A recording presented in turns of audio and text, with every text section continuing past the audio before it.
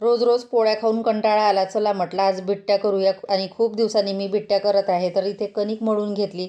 कणिक मळताना त्यामध्ये ओवा, तेल आणि थोडं मीठ घातलेलं आहे आणि छान असा घट्ट गोळा तयार केला. त्यानंतर जाडसर 3 चपात्या लाटून घेतल्या. प्रत्येक चपातीला तेल लावलं आणि प्रत्येक चपाती एकावर एक ठेवली आणि त्याचा रोल करून घेतला. रोल केल्यानंतर दोन्ही साईडच्या कडा बंद करायच्या आहे, जेणेकरून त्यातली वाफ बाहेर जायला नको आणि छान त्या बिट्ट्या आपल्या वाफवल्या जातील.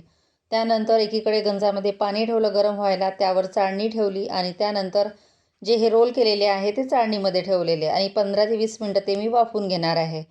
आता त्यानंतर थंड झालं की छान अशा छोट्या छोट्या बिट्ट्या कट करून घेणार आहे. आता बिट्ट्या करण्याचे 2-3 प्रकार आहे. कोणी पाण्यामध्ये वाफवून करतात आणि प्रत्येकाकडे याला वेगवेगळे नाव आहे. कुठे बट्ट्या म्हणतात तर कुठे दालबाटी म्हणतात. आमच्या विदर्भामध्ये बिट्ट्या म्हणतात आणि अशा पद्धतीने अगदी कमी तेल घेतलं मी, जास्त डीप फ्राय केलेलं नाही आहे. तर थोडं तेल घेतलं आणि त्यामध्ये परत केलेले आहे आणि बघू शकता छान अशा बिट्ट्या, वरण, आलू वांग्याची भाजी आणि ठेचा. चला मग बाय बाय.